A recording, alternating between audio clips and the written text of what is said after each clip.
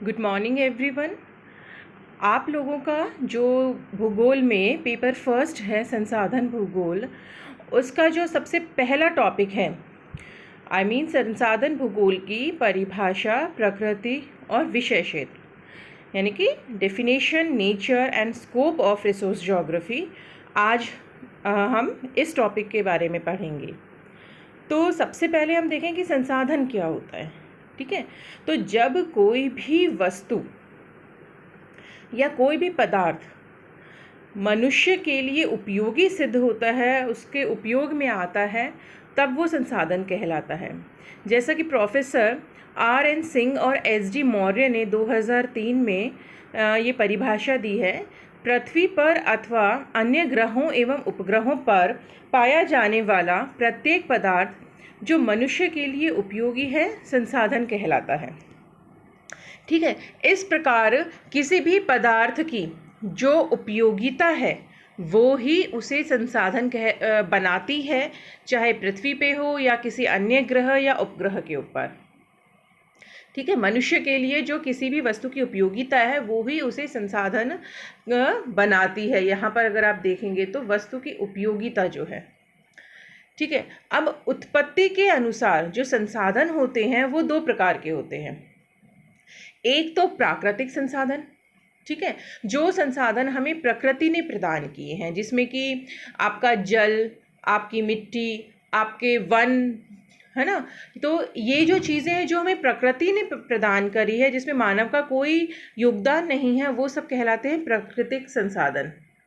और जो संसाधन मनुष्य के द्वारा बनाए गए हैं, मनुष्य ने जिनको बनाया है, वो आते हैं मानवीय संसाधनों के अंतर्गत।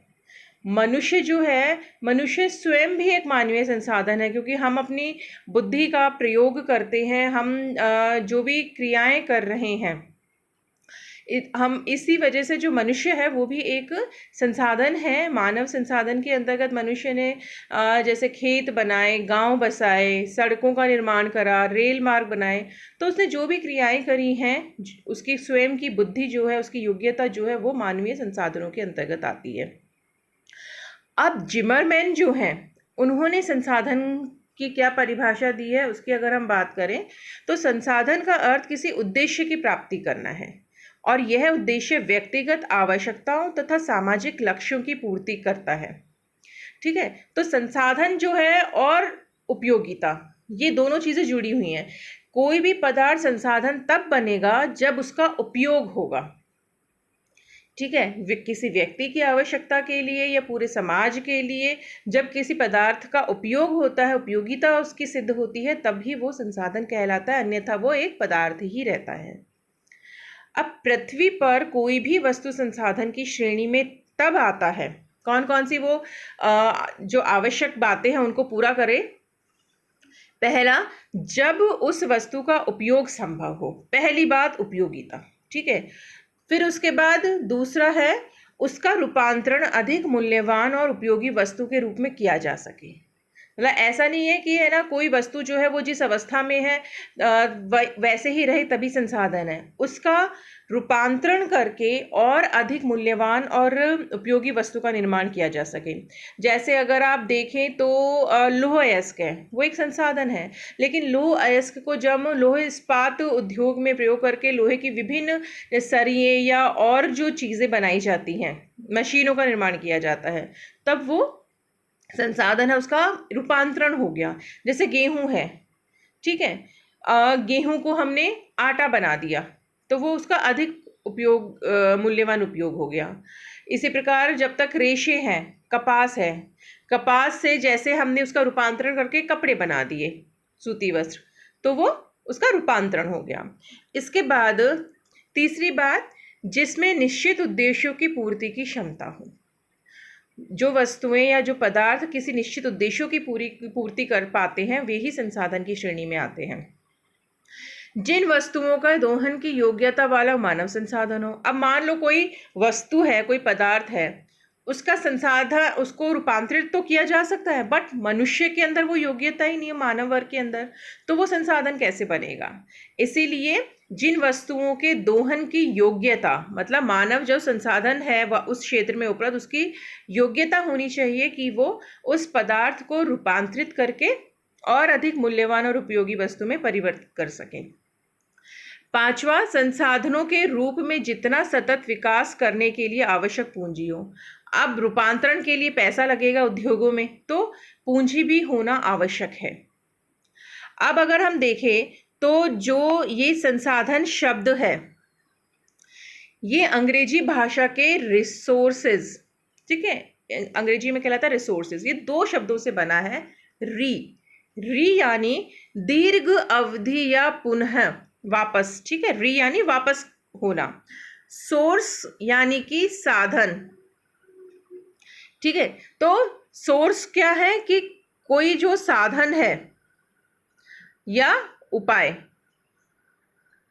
तो अगर हम इसको जोड़ें तो प्रकृति में उपलब्ध हुए संसाधन जिन पर कोई जैविक समुदाय दीर्घ अवधि तक निर्भर रह सके तथा जिनकी पूर्ति या पुनर्निर्माण की क्षमता हो, वे संसाधन की श्रेणी में आते हैं। अब संसाधन जो है वो एक प्रमुख आर्थिक तत्व है जिसके स्थानिक वितरण, उत्पादन, उपयोग, संरक्षण और प्रबंधन संबंधी जो अध्ययन है वो हम आर्थिक भूगोल के अंतर्गत किया जाता है, ठीक है, जो कि मानव भूगोल की एक महत्वपूर्ण शाखा है। किंतु 1960 तक वो आर्थिक भूगोल के अंतर्गत ही शामिल था।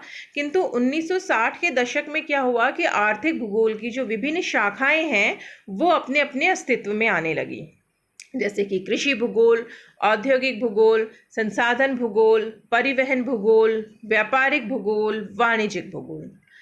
तो ये सारी जो बातें हैं, ये जो शाखाएं हैं भूगोल की, पहले ये सब आर्थिक भूगोल में ही शामिल थी। आर्थिक भूगोल के अंतर्गत ही इनका अध्ययन किया जाता था।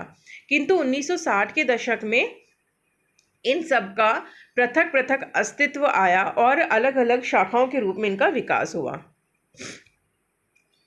जैसा कि मैंने अभी आपको बताया था, भूगोल जो है वो मुख्य रूप से दो शाखाओं में बटा हुआ है, प्राकृतिक और मानवीय भूगोल। मानव भूगोल जो है उसकी कुछ शाखा है जिसमें आर्थिक भूगोल, सामाजिक सांस्कृतिक भूगोल, नगरीय भूगोल, उसके अलावा ये आपका राजनीतिक भूगोल आदि। तो आर्थिक भूगोल जो था पहले, उसके अंतर्गत ही औद्योगिक भूगोल, संसाधन भूगोल, कृषि भूगोल, परिवहन भूगोल, व्यापार वाणिज्य भूगोल, ये सब का अध्ययन किया जाता था। किंतु 1960 के दशक में ये जो भूगोल की शाखाएं थी आर्थिक भूगोल की, ये इनका अलग से पृथक शाखा के रूप में इनका पृथक रूप से इनका अस्तित्व में आई ये। और इनमें संसाधन भूगोल जो है वो एक महत्वपूर्ण शाखा थी, महत्वपूर्ण स्थान है उसका। और संसाधन ही जो है वो सभी प्रकार के आर्थिक क्रियाओं के आधार होते हैं, ठीक है। जितनी भी आर्थिक गतिविधियां होती हैं उनके लिए जो कच्चा माल है, जो रॉ मटेरियल है, वो तो संसाधन है। वो किसी भी संसाधन को ही तो संसाधित करेंगे, ठीक है, उपयोग, उसका रूपांतरण करेंगे अन्य मूल्यवान और बहुमूल्य वस्तु के रूप में। तो संसाधन भूगोल जो है वो आर्थिक भूगोल की एक महत्वपूर्ण शाखा थी और उसका 1960 के दशक में पृथक शाखा के रूप में वो अस्तित्व में आई, पृथक भूगोल की।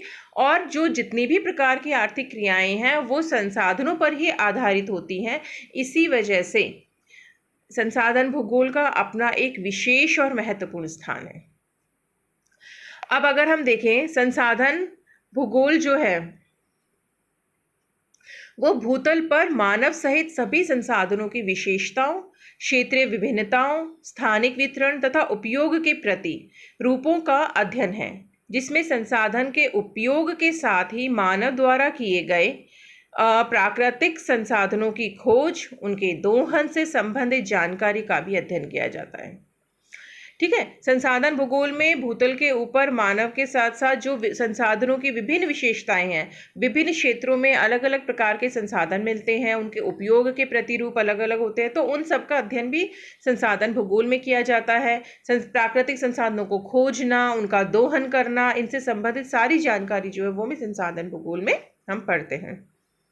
अब इधर देखें तो आप, ये संसाधन भूगोल पृथ्वी तल पर पाए जाने वाले ज्ञात और अज्ञात प्राकृतिक संसाधनों और मानवीय संसाधनों की खोज, उद्भव, वितरण, इनमें विद्यमान स्थानिक भिन्नता, उपयोग, प्रतिरूपों और संरक्षण का अध्ययन करता है।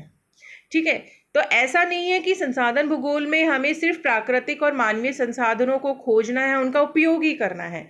अगर हम कुछ संसाधन ऐसे होते हैं जो कि मतलब परंपरागत हैं या अनवीकरणीय है, तो उनका अगर हम अति उपयोग करेंगे तो वो समाप्त हो जाएंगे, है ना, हमारी आगे वाली भावी जनरेशन के लिए वो उपलब्ध ही नहीं होंगे। तो उपयोग के साथ साथ एक देखो बहुत ही महत्वपूर्ण शब्द है ये संरक्षण, मतलब उनका संरक्षण भी किया जाना आवश्यक है। तो संरक्षण भी हम संसाधन भूगोल में ही पढ़ते हैं, विभिन्न संसाधनों का संरक्षण किस प्रकार से किया जाए। ये तो बात हुई कि संसाधन जो है वो क्या है, संसाधन भूगोल क्या है। अब हम विभिन्न भूगोलवेताओं ने संसाधन भूगोल की कुछ परिभाषाएं दी हैं जिनके बारे में हम बात करेंगे।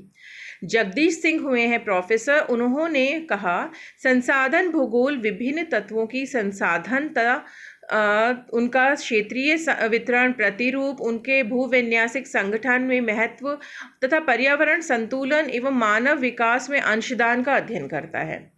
यानी कि संसाधन भूगोल जो है वो विभिन्न तत्वों की संसाधनता यानी कि उनके रूपांतरण की, उनका क्षेत्रीय वितरण, विभिन्न क्षेत्रों में किस प्रकार कहाँ कहाँ पे वो अधिक पाया जाता है, कहाँ पे वो कम पाए जाते हैं, उनके जो पर्यावरण संतुलन के बारे में और मानव के विकास में उन संसाधनों का क्या योगदान है, वो सब संसाधन भूगोल में पढ़ा जाता है। अब अगर हम एस.डी.